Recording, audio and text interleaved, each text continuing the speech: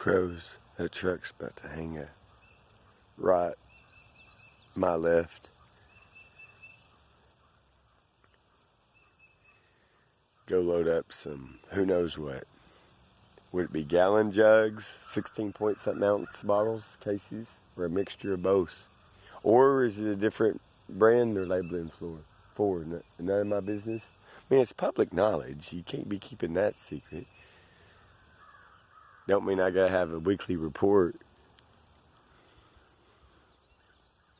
Boy, I've noticed in the store recently, I've bragged, there's the 16 ounce balls, cheapest I've ever seen on spring water. I think I was in the store the other day, like less than a week ago. It went up to like $1.29. I'm either thinking they're gallon jugs or the other. But I've never seen spring water, well, in a lot of years, I've never seen it sold as cost competitive as them. And no offense, man, I'm gonna be like, I'm gonna be stirring up competition probably. I'm not trying to. I don't mean it's insult. There's some, well, maybe I shouldn't say. I won't say the brands. How about that?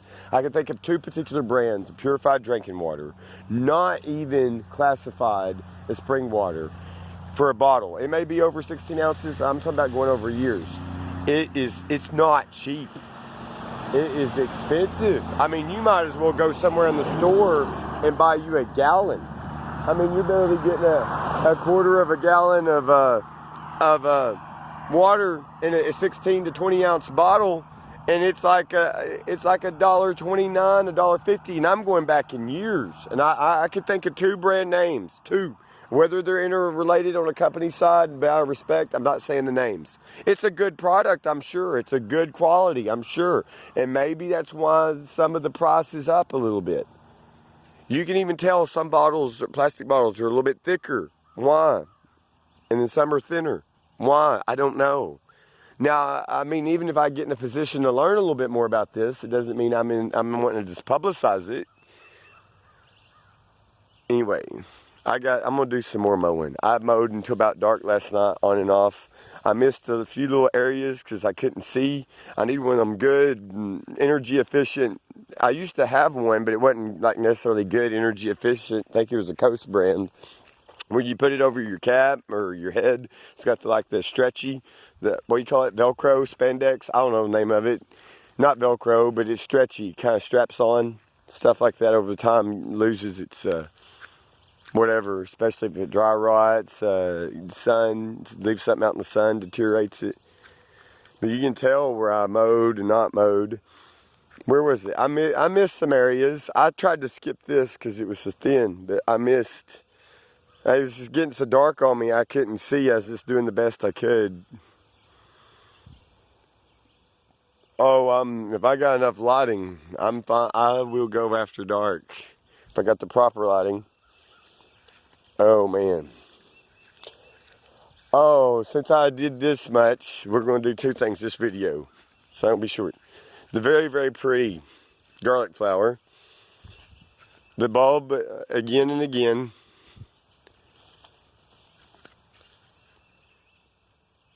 Well, we'll do there's these pink flowers over there, wild. I'm going to go get those. I'm going to go ahead and do some cactus flowers, go to them pink flowers. I don't know what are. Can I dig them up? Probably should. Look at that. Look. He's just walling around in that pollen. What kind of bee do you call that? A regular bumblebee? It's not a hornet. I mean, it's not a honeybee. It's what makes a hornet's nest. So that's a hornet, right? Look how I was trying to video one of these the other day. And time I got my camera on, the bee was already out of there. I mean, it's in there. It's like getting high on pollen. It's like a cat on catnip. Something like that. And I guess these blooms will open up more. I have to come back and look later. There's some, as the sun continues to rise, and the cactus is what known, desert climate, to handle heat. Man, that thing is in there. It's like mating with another bee at night. It's high on pollen. It's doing no telling what it's doing. So if I make some of my jokeful commentary like that, obviously this can't be listed as made for a particular. I don't know what I'm going to say in the middle of saying it. I'm not reading from a rehearsed script. Look at that. I haven't even eaten anything this morning. Other than these. This. I've had some coffee, instant. Look at the red one. Not ripe. They can overtake. Some blooms, I guess, died. Again, these should be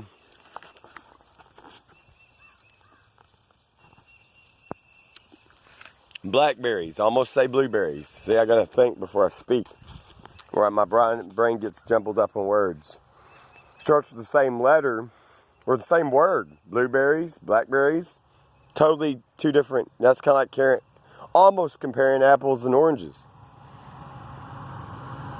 But these are thorns of a blackberry vine, not dewberries. Dewberries grow along the ground.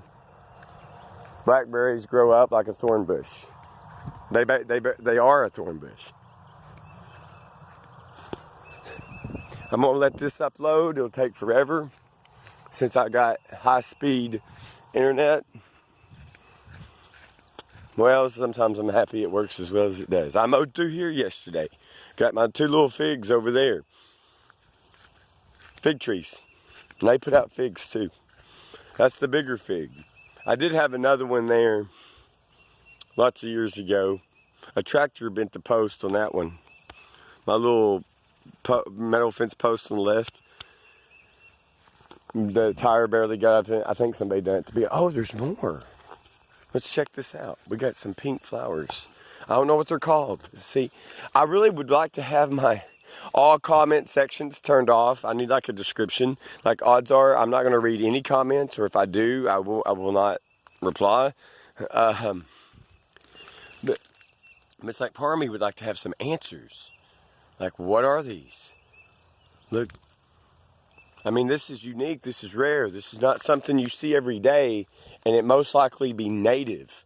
And if it's not native to this territory in upper southwest Arkansas, it's been put here so long ago by whoever done it, decades and decades ago, half a century ago.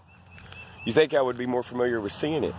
I could probably show it to my grandmother if she was alive, and she wouldn't be able to tell me the name of that. Anyway, it's a pretty pink flower nonetheless. Should I go over here and look at the roses? I think they're about had it.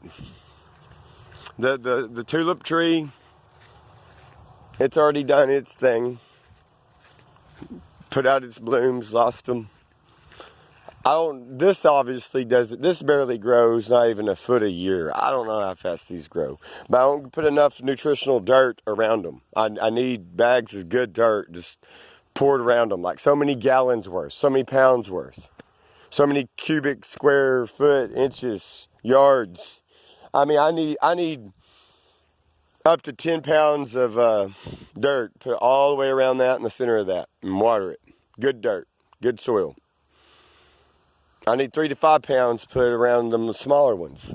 Same with my little plum tree out back, my little 2 of my peach trees. This one never will put out peaches, or they don't mature. That one over there by the corner of the house would. I think there's not even going to be a single rose on this that's not been weathered and expired. And I need to trim around it. You can see the new, what grew this year, it's always going to be more tender, flexible, taller, greener. But the older, like you get down here, look at the bark, see on a rose bush, see, almost looks like the tree. The older compared to the new. The new's brighter, greener. Deeper you go, the darker it gets. Just like the branches on a tree. Like I cut these off myself, these wild cherry trees. And I've been having to go through learning to let them be a bush. Let them be a bush. They could still be topped and keep growing. So instead of it being a wild cherry tree, it's topped into a bush. See? The cuts?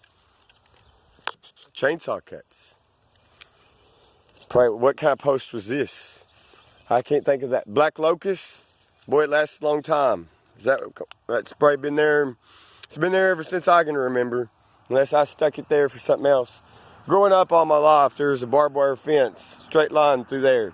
And then right in the front of that silver beige truck, there's the barbed wire fence. I took it down. I took it down 10 years ago. And in other places on the property. I'm like, well, there's no cows here. Can't have cows. Can't put in any animals. Like, the old barbed wire fence just needs to go. Open it up, let the tractors go. Be easier for the hay cultivators. Even easier for me. Driving, not even walking, just to get to point A and B. Because, you know, grew up, I was locked in. I barely might have been a gate there. If there was, hardly ever used it. Had a gate down, there's the only gates that were here was there and then there that hardly ever got used.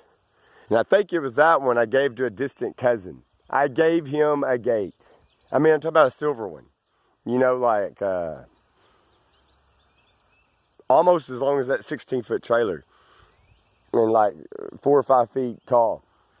I mean, it was over 10 feet wide. It's a 12-foot, whatever, I don't know the footage, 14-foot something gate.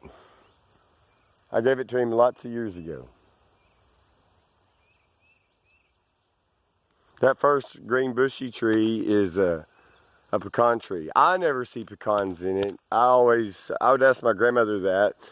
And like, why do I never see pecans? I think there's times she had me check it in my adult years. And then either it doesn't produce pecans, or B, more so like my grandmother said, either the squirrels and the crows and the other birds get to them as soon as they develop. I don't know.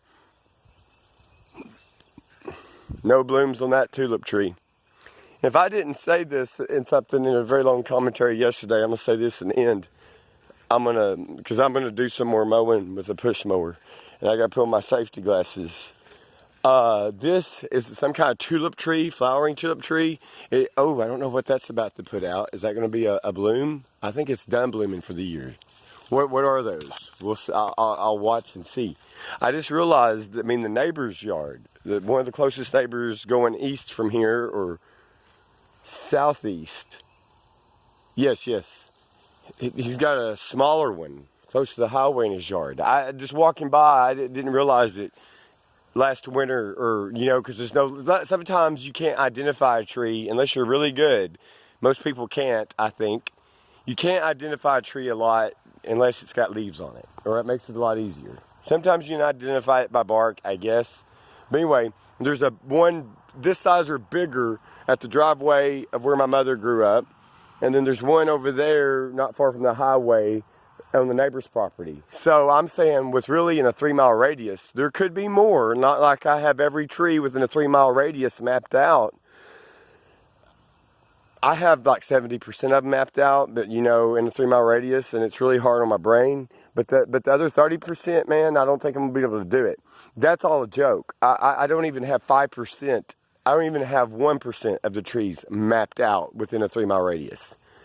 Now, if we want to get into the percentage of the property I grew up on, I've got a significant percentage of trees mapped out, and in a certain, that would depend. There's a whole lot of them I don't have mapped out. And a lot of them didn't exist, you know, the first half of my life, because of having cows and keeping things mowed and stuff like that. But anyway, so I'm just saying, basically within a half-a-mile radius, less than a mile radius, I only know of 3 of these tulip trees. Here, up there, not far from the highway, over there, not far from the highway, and the biggest one would be up there, and it recently got trimmed a little bit from the utility trimmers. Utility, I guess it could be plural. I think it's primary for the electricity, but I guess also inadvertently for the phone lines. I don't know how they work that out. I guess it's none of my business. And how bad will vines? I think it's pretty. It gives it more of a jungle look, more of a native look. But really, I couldn't even tell you, is it poison oak or poison ivy? Which is it? You're growing up beside the bark of this tree. I like how it looks, but does it really hurt the tree? Does it make it die prematurely? That limb needs to be cut. That big limb. What it would tear up will be the roof of my well shed. That limb needs to go. That limb needs to go. Really, it almost needs to be topped if we're going to be real serious about the well shed. But I got other things. And I said it before, one of my other ideas, I don't know, I don't know on the contractual deal. Just the well shed. Build on top of it. You know, just a little bitty kitchenette. Either 1 or 2 bedroom, 1 or 2 bunk beds. It's not going to have a big floor plan. Not that I'll ever even do it. I'm just a dreamer. I'm just that so-called wind castle. You know, I just like to hear myself talk. Oh, there's birds in this one. At least they picked a better place. Come on now. But they're still not totally safe from test flight of dogs. And yesterday, I thought I heard on the other side of the highway a cat meowing, lost. And then whoever does these, they did the same thing on the well deal down there. That's an artesian well building, commercial built. This is residentially built. I don't get these weak points above, unless there's steel rebar in there, I don't get these weak points above the window. That irritates me. And I'm not a concrete guy. I mean, I think it's cool. I think it's good. You got a better safety feature for it in terms of fire retardant, fireproof. I mean, I could slosh gasoline on the side of that, light it, it'll burn up. It's over with. Unless it gets the rafters of that, you slash gasoline on that and light it, you're screwed. You see my point? So I'm saying there is something. I like sheetrock. A lot of people, a contractor on the phone told me a long time ago, sheetrock is not necessarily considered fireproof, but a level of fire retardant or resistant. Kind of like you have water resistant and waterproof. There's a difference. But my idea many years ago was build a room on top of this. Wrap around balcony, porch or not, but at least one, a little porch, balcony towards sunset, towards sunrise. And then even extend it to where you can park your, all this can be moved, either on one side or both sides, where you can have a little roof, like a little carport coming off of it, and you can park your vehicle right beside it. Maybe one on each side. It's like build up. I think it can withstand it. Even with me, it would be like 4x6s. Not 4x4s. I don't want to show my back messy porch. There's a 4x4, and it's bowed right here looking at it. 6x6s are pretty hardcore. Years ago, I'd probably incriminate myself on something. I was looking up skill saws that were rated to cut a 6x6. I think the only thing I could come up with was a Makita brand. Forgive any mispronunciation. A Makita saw, is that the right? It started with the M. It wasn't Milwaukee, but Makita. I don't know. Anyway, it was rated to cut a 6x6, and it's like a $500, $600 skill saw, circular saw. But you gotta think of it. Whenever we say like 2x4 or 6x6, it's not, unless it's a rough cut. It's not a true 6x6. It's gonna be like ½ inch less, unless it's a true rough cut. Anyway, like the old barn built, I don't know. But I was thinking either at least a 4x6 or a 6x6. Put one in each corner, or 2 in each corner on the interior as piers, vertical piers, and keep working with it. Even put some out here, concrete one in the ground over here, and start going. Build off your 6x6 piers, your 6x6 rafters, vertical, horizontal. It's a good idea. Preferably treated if it's going to go on the ground. Well, preferably treated or paint it and keep it painted if it's going to be in arid corners, like one area is near the well tank. And if it has an area of moisture, condensation, sweat, whatever you want to call it, that's more of a reason than wanting to go up, wanting a room on top of it. And if this is ever remodeled and stays as it is, it's like a little guest room. Or if I had the bottom of it reinforced, or even put, I don't know if I have to do felt. Could I do plywood, at least ½ inch or bigger plywood all over it?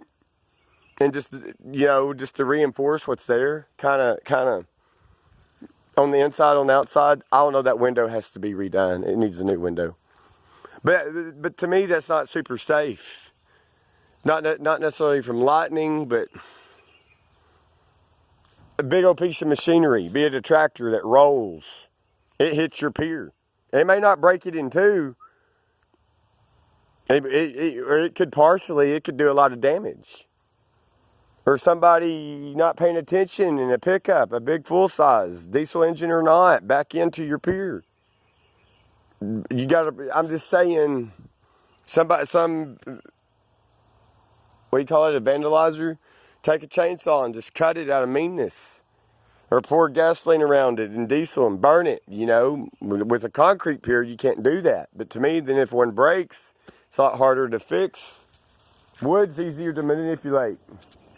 Wood is easier to cut and get another board. Oh, you messed up that board, get another board. And typically, one person can't do all that by themselves. Hell, two men can't fully do all that by themselves. You gotta have scaffolding, you gotta have a way to lift heavy stuff. Even one man that really knows what he's doing, and experienced with equipment, could. What would you be doing? Getting pulleys, lifts, drilling holes through boards you normally wouldn't, and bracing onto it or wrapping around it, and just so you can have a pulley to raise it? It'd be hard to get it in an exact position.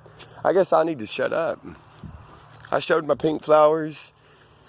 Well, I even saw some other ones bloomed I didn't know about. I just saw them the other day, recently.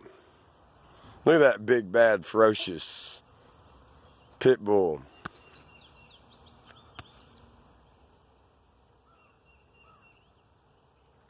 I've heard, I don't know if it's true, many years ago, like in places in Mexico, there can be a pack of chihuahuas. They're like the equivalent of piranhas, fish. You don't want to get in that pond or that lake. You got a pack of wild chihuahuas in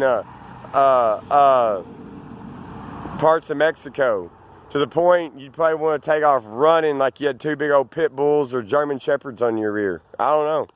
Anyway, I gotta go about my day, get the Craftsman / Briggs & Stratton equipment going.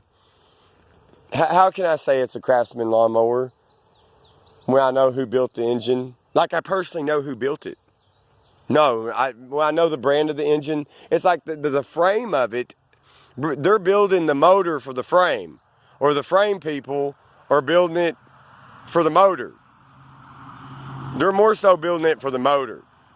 Well, the only thing, what they're changing on design is the handle, the curves of the handle, how the safety switch lever, the kill switch engage.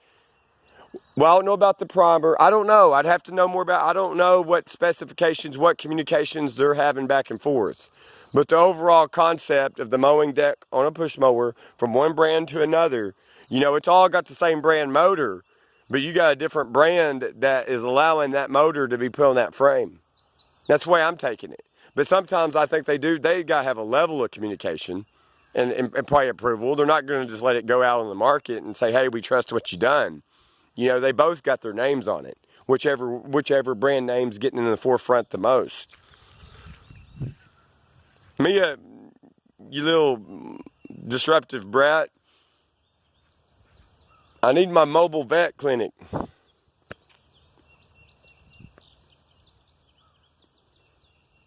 For real, where vet techs can come out.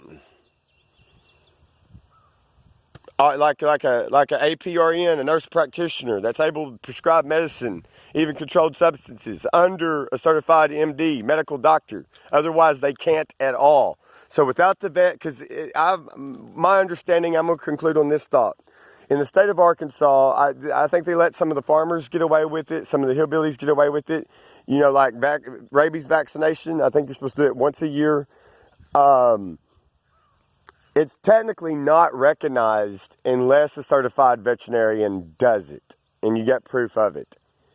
So with that being said, does the law already allow a trained vet tech, kind of like a medical tech, but in this case, not to the extent of a nurse practitioner, not the parallel equivalency, you know, come out, give the shot, go, or even take some dogs that need to be spayed, more so than neutered, female dogs, depending on the location.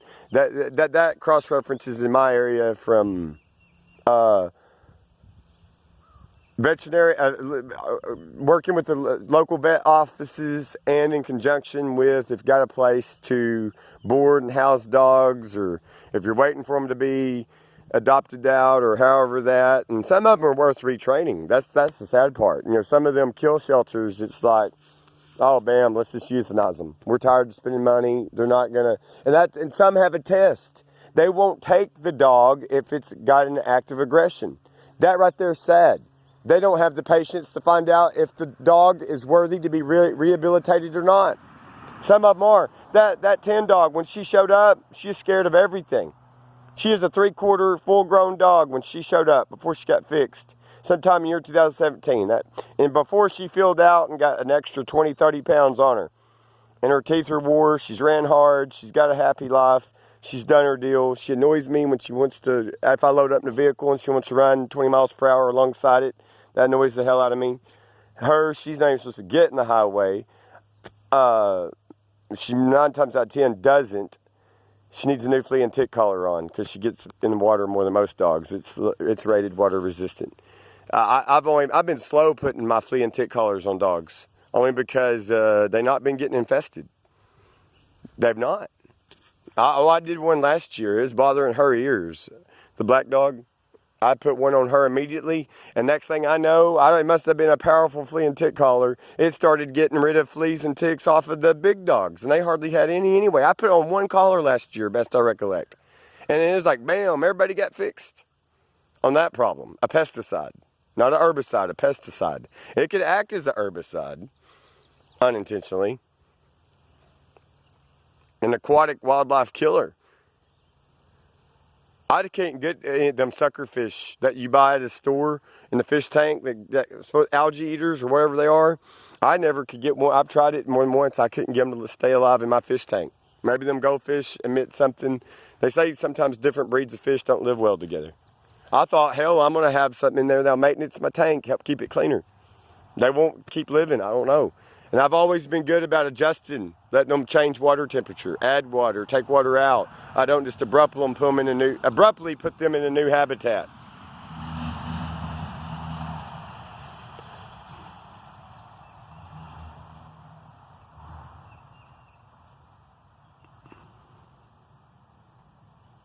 If they're suited up, I probably know some teenagers. They're not even 18. Some a little bit in the hillbilly class or not, or I know some that know some. They'll go with you on that. You gotta go get some rowdy dogs. You're not just gonna shoot. Let them glove up to the leather glove up to their elbows.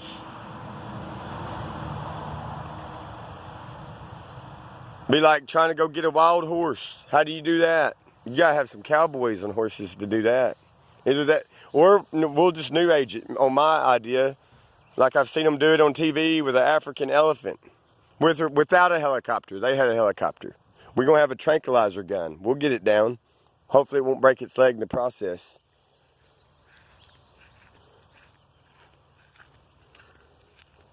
I watched them. Yeah. Final thought, hopefully. I'll say final thought 3 times and talk 60 minutes longer.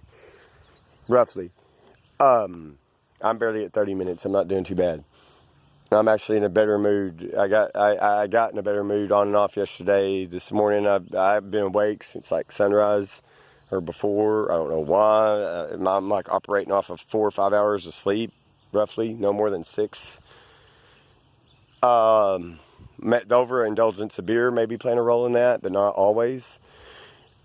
That's me telling on myself a little bit, keeping it real honest. Okay, I saw this thing on TV years ago. It was like a Saturday, Sunday morning. I'm like up before my grandmother, assuming she was even in the house. I couldn't even tell you the year. But like no farther than back than like 2010, 2011, maybe since. I don't know. Anyway, I like the vet, man. I don't know who he is, the veterinarian doctor. But there was a part in Africa, I don't know if it's an African elephant or not, but it's a very big elephant. And these poachers will go out and kill an elephant just to get its big ivory tusk. And to deter that, to prevent that, they're coming through on a helicopter, tranquilizing the big elephant, getting out with a huge chainsaw, big enough to cut down a huge oak tree, and cutting off its ivory tusk, just to make, and then letting it come back too, just so the poachers wouldn't come out and take its ivory. I mean, kill it, because it was on the endangered species list. I think it was African elephant, if not something like that. So that I was intrigued by that, and I saw that within 10 years ago of my lifetime, in roughly within 10 years ago, and on if it wasn't the Discovery Channel, I think it was one of those. It's either Channel 2, 4, 7, 11 in this region. I don't think it was on a satellite channel. Could have been, but who knows? Does it even matter? There's a bird sitting on a power line. I don't know if I can. Yep, you can see it in the center of the screen. A blur. Like a shadow blur. Alright. Alright, I guess I'm gonna mow. I bet we don't even get to 90 degrees today. We probably will. Let's go look at the temp right now. We're in the early 70s. I checked this earlier, and north half of Arkansas, northern Arkansas this morning had lows in the 50s, I bet, because we were right around 60. I didn't check the official low. I wasn't out here at the right time. Boy, I could eat about 3 of them for breakfast. I could eat a whole pizza, man. We're between 60 and 70. We may surprisingly get up to about 90 today. I mean, we would be surprised. It may jump up and start evaporating the moisture. I'd say the high is going to be around 90. Who knows? No more than the upper 80s. Could get up to 92 for all I know. That's about empty. Man, good brand. And motor oil. That's my 2-cycle. I do have some of that Quicksilver. Well, I don't know. Somebody need to educate me. It's I want to get a jug, pour a bunch of it, mix it. Just mix it. Put the better in with the cheaper. The better's got to make the cheaper not as bad. But anyway, you just don't want to go without it. You got to have it on hand. That has been a good little tool. I got it on sale. It's rated to air inflate a standard tire within 3 minutes. I've never aired up anything else with it. It's got the air release. It acts as a gauge. I got it on sale. It was in early, within the first week of January, where I think I got it from O'Reilly's. But over the years, I've done my business from quite a bit of AutoZone, O'Reilly's, farther back in time, a Napa. Farther back in time, CarQuest. But anyway, I would not have bought it if I hadn't seen it and it had been on sale. It's even got a work light on it. I don't know if it works anymore, but it was on sale from $70 for around 40 plus. And I mean, I've had it for 5 or more years. And even made the wiring longer. It had a DC outlet on it, where you plug it in, your DC outlet, and you dash your vehicle. But I got it rigged where you hook it up direct to the battery. And I didn't put a heavy enough gauge on there. You can see what I put on there. See, that's a lot thicker, the coating, and that's narrower. So I'm having to learn about that a little bit. I taped it really good with electrical tape, but I'm not learning about current. I don't know enough. What did I just show? Who knows? A hole in a can. What can I say? But neat tool. So it's man, should I show my plug kit? I special ordered it. I let it go to hell and weather. And to me, it's if you got a 17-year-old driving, would you not want something like that in the vehicle? It's if anything, or a jug of slime, a gallon of that. The car changing people hate it. But slime, it's non-toxic, man. If it's not a gaping hole, did my light finally go out? I'm going to cry. It did. What in the hell we got going on in here? My light went out. That was a good bulb. You know, them tweakers, you gotta quit messing with stuff around here. No, that's a joke. That's a joke. Let's see what I got in here. I special ordered this whole thing and let it get wet. It got sun faded. I've moved things around, but this come with it. I honestly, I got tired. That did not come with it. This did. Them two silver ones. Cause I got tired of. Oh, you gotta have them. Need to be greased up. Sometimes you gotta pull a screw out, a nail out of a tire, or a sharp piece of metal. You don't want to do it in a hurry. This come with it. I've never done a patch before. Patches come with it. I put in extra ones. I gotta have the big handle. Big handle. You want more leverage. The weaker you are in the arms, the more of a cheater pipe you need, the more leverage you need. But I learned, man, you can't buy them little cheapo. You want the brown plugs over the black plugs. Because what I end up happening, they end up breaking in two trying to push them in. Especially if it's an 8-ply tire or a 6-ply tire. So I even got where when I had that little air deal, sometimes instead of changing my flat and putting on the spare on the side of a dirt road somewhere, I find out where it's leaking and stick a plug in it then and get back on the county road. Then back on the state highway and back home. Don't even have to mess with the spare. But to make that easier, oh, I probably got a container of the slime. I ain't got any slime around here. The yellow, the green, whatever color, neon green. Always good to have a filter in your funnel.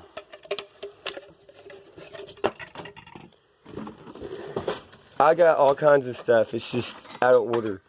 It's just not put up like it should be. And I'm gonna, due to my fault, accidentally or otherwise, that's my first time to buy that. I'm not sure what I think about it. But I'm a fan of this.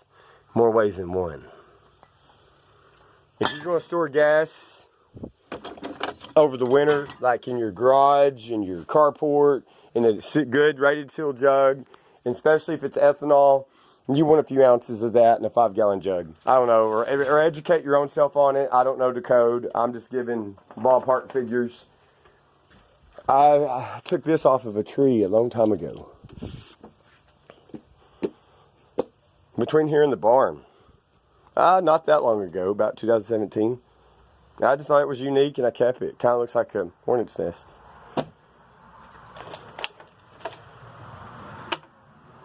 I got better ones, better rated. I'm ashamed of how I let this. There's nothing fancy about it, but from younger than the age of 12 and up to age of 12 and the various ages thereafter, sitting on the living room floor here, I have cracked many of a pecan nut, the shell. I'd just crack them and my grandmother would do the rest, so she could make a pecan pie and put some in the freezer. And she's mostly making it for her husband, not for me. But I was her nutcracker on that. That's a nutcracker. I haven't done it a lot in my lifetime, but I've probably did up to 100 pounds or more over the years. Maybe more than that. Oh, am I not going to easily find them? Yeah. So I did buy some more to have on hand. We're going to end with this. This is fun. Hopefully them are good enough plugs. I just don't have my stuff in order too because I've not been driving since early 2017. I loaned the air compressor out to people. This is, I don't know, a relative left this air compressor there, said it needed something fixed on it. I haven't messed with it. He gave me a part. I got a little bitty Blackhawk compressor in the cab of that green S10. That's the main compressor I've been using over the years. I've had it before I got this. This is a little bitty black tank. But this is my DC one. Anyway, try to end on this thought. You know, the average 16 to 25-year-old kid, boy or girl, you probably want something like this in the vehicle with a good rated jack and the slime what's it called? The non-toxic substance, the sealant. If the tire is not tore, if it's not gashed open, if it's a hole that's way smaller than the end of my pinky finger, that doesn't need a boot, doesn't need a patch, no temporary fix. I'm saying instead of trying, say it's snowing, say it's icy, squirt in the slime, air it up, go from there. You may have to drive it a couple miles, let it circulate, pull over on a level side of ground, put more of the slime in, and then off you go. But hey, it's going to work, and nobody's lifting up a 3,000-pound vehicle with a jack, and it could slip off the jack, wet terrain or not, slick terrain, flat ground or not, like it was in the news so many years ago. A man, I don't know what size the truck was, but it was at least some kind of full size. He was like in that back edge of a hospital parking lot in the state of Texas, and it was icy. The truck landed on him. They got him in the hospital, but I think he ended up dying. And he's by himself. And he probably had a little bit of experience in the matter. So what I'm coming to learn, changing a tire, man, putting on a spare is dangerous in normal conditions. Not on the side of a steep ditch. So yeah, let's let a bunch of Texan drivers, 17-year-olds, 25-year-olds, man, driver's education. They don't even teach you how to change. The driver ed people probably don't even know how to change a flat themselves. They don't know any of this. With the tire plugging deal, I barely know. And the hillbilly style that I've seen over the years, like with where's my big screwdriver that I'm really fond of, that I've had since my grandfather quit using it. It's around somewhere. But tools like this and smaller, or even big old screwdrivers, crowbar. I've not done it. People have mounted their own tires. Car tires, truck tires. I've not done it. I don't know how, and it's hard work even for the ones that know how. You start on one side of the rim. One side of the rim is what, narrower, smaller? I don't know. But I've seen people do it on and off over the years. I mean, since a teenager. I just haven't, I don't know. Anyway. I got to see a deal on YouTube this morning. It surprised me, end on this. And I mean it with no disrespect whatsoever, if I'm allowed to commentate on this. Something I did not know about Dr. Phil, the famous Dr. Phil McGraw, I guess, the psychologist, even though he may not be, he's not certified anymore to my knowledge, but, and somebody from Texas, a neighboring state, partly, a neighbor to Mexico. His alcoholic father did not take him camping, hunting, fishing, to the lake, or nothing, apparently. I think his dad, though, taught him some stuff in the psychological arena, even shade tree. But anyway, I knew many years back, I mean, I'm talking about 10, 15 years ago, that he said on his own TV show, he at some point in his life, he felt obligated or felt like it was a smart, wise thing to do to take his sons hunting. I mean, it is different, and whether he done it at different times. But this morning I found out he did all of those things just to expose his kids as they aged to those things: camping, lakes, water, hunting, duck hunting, other types of hunting. But I only knew in a shorter soundbite many years ago that he had taken his kids, whether it was the same time or not, I don't know. But he just took them hunting. Just to let them get exposed to it and have the experience. And but I remember, I think on a different episode, you know, he's making the comment. He's like, there went a hummingbird. He's like, I haven't met a deer make me, you know, that's made me mad enough to want to shoot it or kill it. You know, so me either, really, me either. Jasmine says, all right, but if you do, I'll sniff it down for you. Uh-oh. The ants bothered her. And then blue jays. Oh, no, not blue jays. I haven't seen blue jays in a long time. Really. Used to as a kid. I killed one over there on a Sunday morning. I don't know how old I was, with a 410 shotgun. If I could go back and do it over again, I wouldn't do it. Before I went to church in Norman with my grandmother, or my grandfather would drop me off Sunday school, I took my 410 shotgun and went over there and I killed the blue jay right there on the edge of the wood line.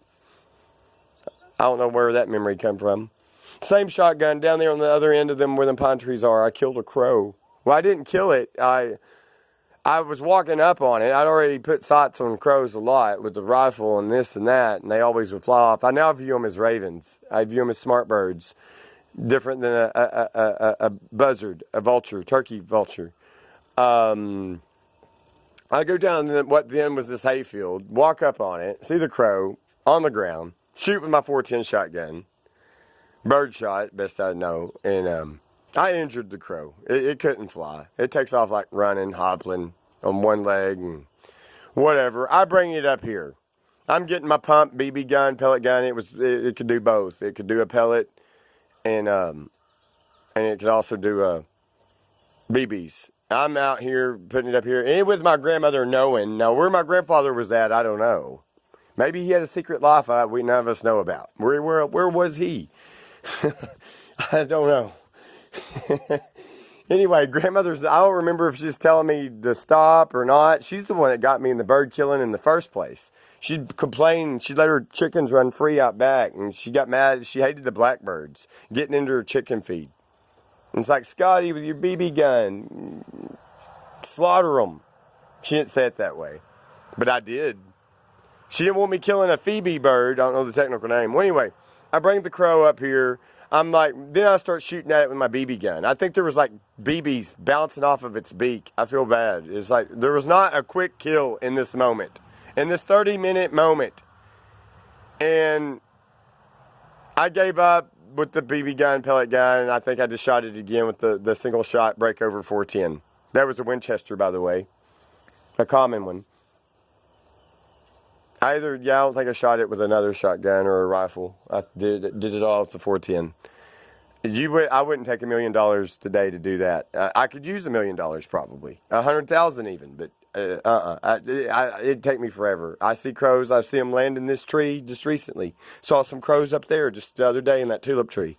I don't even got a gun to operate.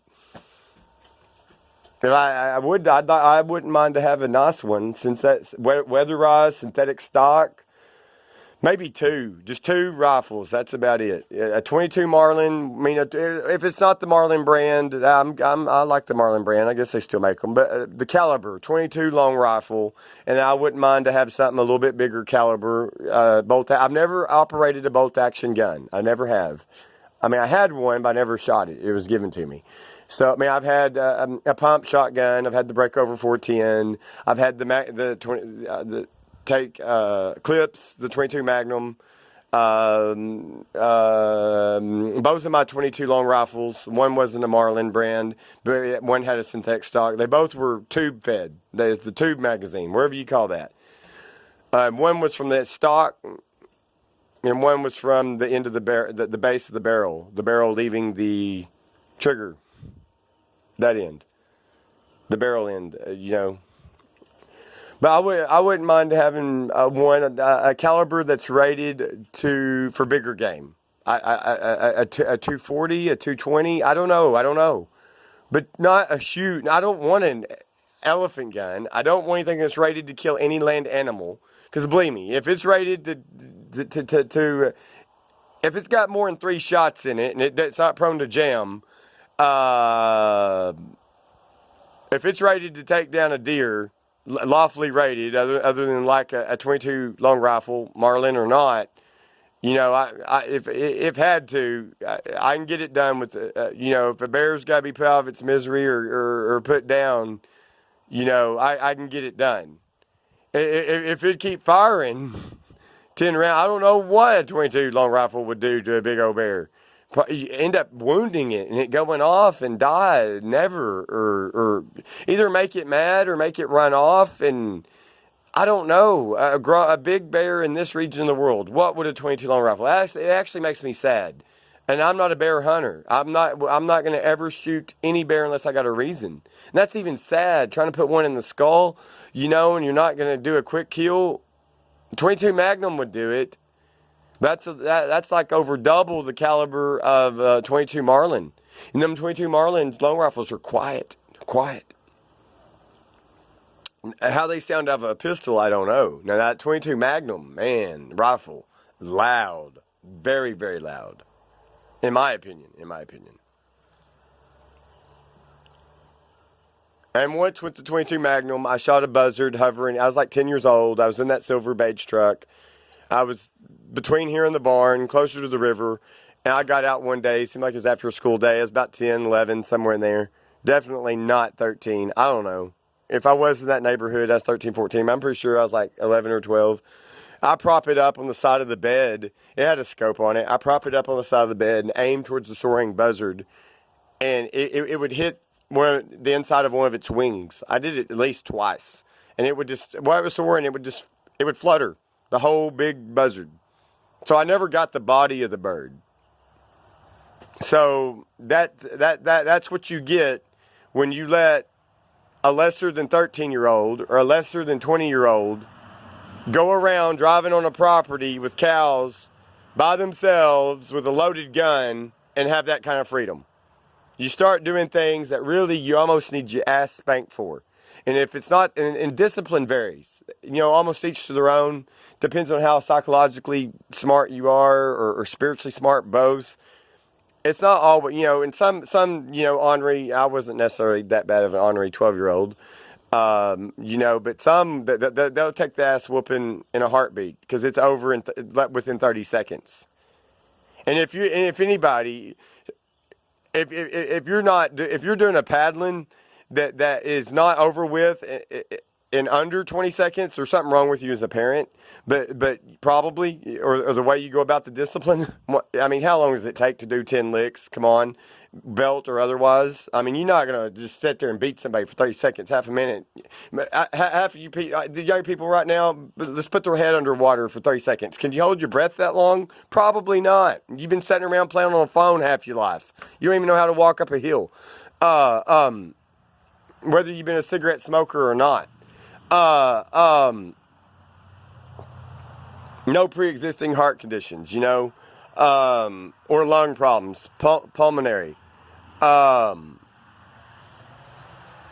no, really what needs to happen in moments like that, in this day and age, or even back then, each their own, but just a little bit of idea. If my mother would have done it to me if she caught me, she probably would have done no telling. I don't know. You're not going to your grandparents for a week. You're not going to drive a vehicle. You're not going to touch a gun. You're not going to see a gun. Oh, all them guns that you got hanging on your bedroom, they're coming down, boy. She needed to do something like that. If she didn't, you'll get them in about 10 days back. But you're going to think about this. See, there goes my raven right now. My buzzard, smart bird. Just landed in that tree that me and my grandfather planted there when I was 15. I'm now pushing 40. This month I turned 39. There's Jasmine on my 16-foot trailer. She gets stung by a wasp again, she's going to be lying into this house. If that says U.S. mail on the back of it, I'm going to track them down. I'm going to say, show me your training with the No Fear Act. Ah, you failed. They said you got to go back and retake it. Bad joke. I shouldn't do that. Am I breaking laws by that kind of commentary? I better not. The stuff that I'm seeing Joe Rogan say and how all them, man, I don't have a media license, whatever, and I'm not really shooting for that. More of a business thing, and not bad business. But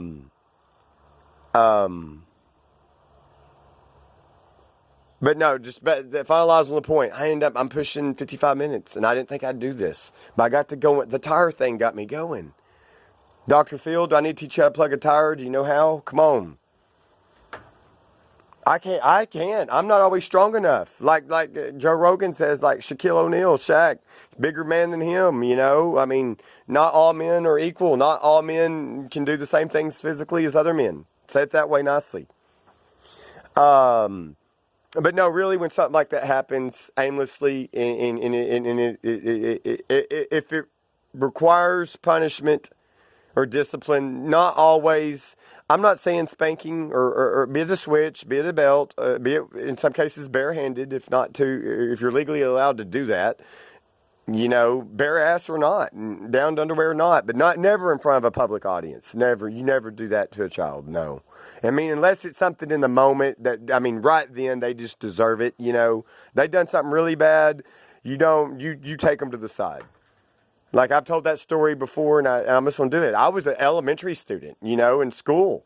And this boy got put up against the wall in front of the whole cafeteria and paddled. Good thing I wasn't mama or daddy later in life. Because my son come and talk, I'd be like, one, what did my son do?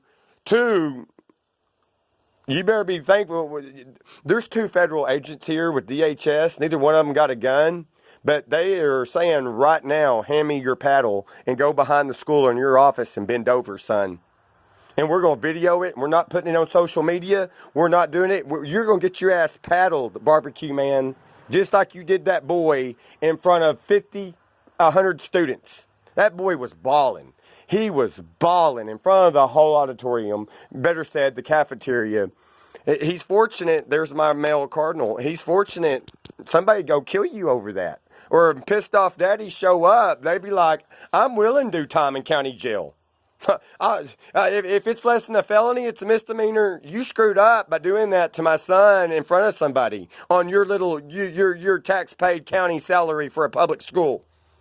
That right there promote people to want to go to a private school. And he was an arrogant prick. That same principal, a couple years before that, sat right before me. I was laughing. He threatened to take me out of there, and I was a very shy child. He threatened to take me out of there and whip my ass. I did nothing deserving of the such. I still got the memories of him. He's like arrogant, no good prick. That's the type to take children behind the scenes and molest them, probably. Anyway, but here's the deal. Not always a paddling. Like, you get a kid that, you know, that they're mature enough, that they grew up on a farm. They're allowed to have a gun. They're allowed to hunt. They're allowed to drive by themselves to an extent. But it needs to be monitored somewhat. But if you catch them shooting something, or a dog, neighbor's dog, something they're not allowed to do, it's not always the paddling. It's not always the switching. I say something, patience. You let your patience outdo the child. Even if they're 13, that's a child. You start taking away privileges immediately. Grounding. You do it firmly, you do it politely, you do it patiently, and you stick to it. Start taking away what they like. If it's a video game in the room, computer, it comes out. Even if it's already got the parental controls in. If they do something, again, some boys, that paddling is over, that switching is over less than 30 seconds. The grounding is over in 7 days. Maybe 10, maybe 3, depending on the nature of the matter. You know, I chose with a different principal who I never saw do anything like that. I ended up having some respect for him, and well, after early high school. But I'm like in the 7th, 8th grade. Me and another buddy the coach actually properly got onto us, I guess. We're on the edge of the parking. We're throwing up pea gravel, kind of like in my yard. We're just throwing it up in the air, being stupid 13, 14-year-old boys. Not even about to harm anybody. Unless somebody just looked up and it went in their eye. That's the only way somebody was going to get hurt. And he already got onto us, told us not to do it. And he saw us do it again. And he said, you two go to the office. I think if it wasn't over this scenario, it was over something else me and this other boy done. Anyway, I have to go to the principal's office. I'm in there, and he's like, well, you're getting 2 days of ISS, in-school suspension. It was 2 or 3 days, and I'd already been there before, and not many times. And I hated it. It is so boring. Oh my gosh, you're waiting for lunch hour to get there. The days drag on because you're in one room the whole day, or was back then. And it's like, oh my God, not even getting to train from one class to another, one subject teacher to another. Other than the ISS teacher having a bout of like, I was a little communicator, you know. Other than us socializing, 13, 14-year-old me. And then finally, about 2 p.m., 2:30, after lunch, this would happen a little bit before lunch, then she's like, okay, in your cubicle, get your desk back in your cubicle. You got some work to do. So after she got tired of hearing me run my mouth, that she is letting me have a two-way conversation with her on. And I was even watching another student be the student teacher to the other one on math. But that was all right. They was older than me. I was like one of the youngest ones in there. It was alternative / ISS, in-school suspension. The alternative students in there, they were in alternative education. The other ones, when we got put in there for a little bit, in-school suspension, and we're in there because we got in trouble. And our mommies or daddies signed on the piece of paper, no corporal punishment. We were 7th grade, 8th grade. I already had 1 or 2 rounds with ISS, and I hated it because of boredom. It was killing me. So I would take the paddling over it. And I'm stopping. Just, I want to finish this thought. So either in that moment, I think I went back to the principal. Because he already knew what was on file. He looked it up. It was signed according to what I requested my mom to do. Like, no, Mama, they can't paddle me there, okay, right? And she's like, yeah, they can't, and sign it. And I take the form back. You know, my mom pretty much did what I said in most cases. In that format, I had freedom of choice granted to me by my mother. And other freedoms granted to me by grandparents that mom didn't really grant. My mom was anti-killing animals almost. Anyway, I go back to the principal. I'm like, if I have my mom sign the form that I can get a paddling, can I do that instead of ISS? He says, yes, if your mom signs it. And I said, I don't know if I said yes, sir, or not. And I went and got my mom to, it was counted as a one-time deal. But it's supposed to be anyway. But here's another thing why I respect him on. Oh, his paddling stung. He gave, I don't remember how many licks I got, at least 3. But, and he done it firmly. It stung, I ain't gonna lie. It wasn't gonna bring tears to my eyes or nothing. I mean, he gave a paddling. And he wasn't trying to beat my tailbone or my bone or nothing like that. But there's another coach. And I actually like this one coach. I never got to get close to him. I hope he's a good guy. I hope he's a good guy today. Not the one that sent us there. Not talking about that coach. This one, I think, the first letter of his name might have started with the H. I don't know. It don't matter. I didn't really anyway. He was in there. Another staff member was in there as a witness. So, I mean, the principal was not stupid to just be paddling a 13, 14-year-old boy without another. Surely that was protocol, you know. And anyway. So I was thankful to get the paddling over 2 days of ISS because that would have just been torturous mentally. I couldn't have handled the boredom. If they'd done that to me too long, it's like I might as well just quit school. I'll figure out something. Grandpa, let's expand this cattle deal thing here. Come on, teach me how to fix the fence better. Let's do this, Grandpa. I can't handle that. No, okay. I'm ending. I got a push mower to operate just a little bit.